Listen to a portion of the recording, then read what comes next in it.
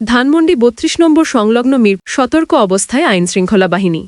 জুলাই গণ অভ্যুত্থানের সময় সংঘটিত মানবতাবিরোধী অপরাধের মামলার রায়ের পর উত্তপ্ত হয়ে ওঠা রাজধানীর ধানমন্ডি ৩২ নম্বর এলাকা আজও ছিল অস্থিরতার ছাপ বহনকারী। বঙ্গবন্ধু শেখ মুজিবুর রহমানের বাড়ি লক্ষ্য করে বিক্ষোভকারীদের অগ্রযাত্রা থামাতে সারাদিন ধরে সেনাবাহিনী, পুলিশ, র্যাব ও বিজিবিকে একসঙ্গে মাঠে নামতে হয়। দফায় দফায় সংঘর্ষ, ধাওয়া, পাল্টা ধাওয়া আর ইটপাটকেলের পর শেষ পর্যন্ত রাত 10:30টার পর মিরপুর নিউ মার্কেট সড়কে যান চলাচল স্বাভাবিক হয়।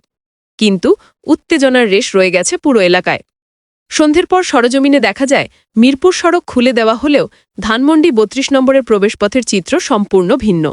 সারিবদ্ধভাবে দাঁড়িয়ে সেনাবাহিনী ও পুলিশের সদস্যরা, হাতে ব্যারিকেড, মুখে সতর্কতার ছাপ। রাস্তার ওপর ছড়িয়ে ছিটিয়ে থাকা ইটের টুকরো জানান দিচ্ছে দিনের দীর্ঘ সংঘর্ষের ইতিহাস। বিক্ষোভকারীদের কাউকে আর দেখা না গেলেও বাতাসে এখনও লেগে আছে আতঙ্কের গন্ধ, যেন মুহূর্তেই আবার কিছু ঘটে যেতে পারে।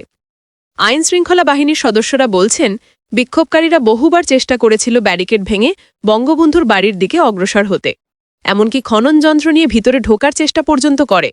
বাধা পেয়ে তারা রাস্তায় অবস্থান নিয়ে স্লোগান দিতে থাকে, আর সেই স্লোগান মুহূর্তেই উত্তেজিত জনতাকে আরও বেপরোয়া করে তোলে। এক পর্যায়ে পুলিশ সাউন্ড গ্রেনেড, কাঁদানে গ্যাস ও লাঠিপেটা করে পরিস্থিতি নিয়ন্ত্রণে আনতে বাধ্য হয়।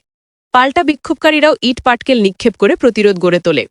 দুপুর থেকে রাত পর্যন্ত বারবার এমন সংঘর্ষ, এমন ছত্রভঙ্গ, আবার জড়ো হওয়া এক ভয়াবহ অস্থিরতার চিত্র তৈরি করে। সন্ধ্যের পরে র্যাব ও বিজিবির সদস্যরাও যোগ দিলে পরিস্থিতি ধীরে ধীরে নিয়ন্ত্রণে আসে। আহত হন উভয় পক্ষের কয়েকজন। রাত 11টার দিকে ধানমন্ডি ৩২-এর পুরো সড়ক বন্ধ করে দেওয়া হয়। পরিস্থিতি এখন নিয়ন্ত্রণে আছে, তবে আমরা সতর্ক অবস্থানে থাকছি, এমন নিশ্চিত করেছেন দায়িত্বপ্রাপ্ত কর্মকর্তারা।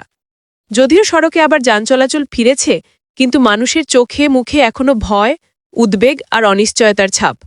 দিনভর সংঘর্ষ আর ভাঙচুরের পর ধানমন্ডি ৩২ নম্বর এলাকা আজও স্মরণ করিয়ে দিচ্ছে এক মুহূর্তেই কিভাবে ভেঙে পড়তে পারে শহরের স্বাভাবিক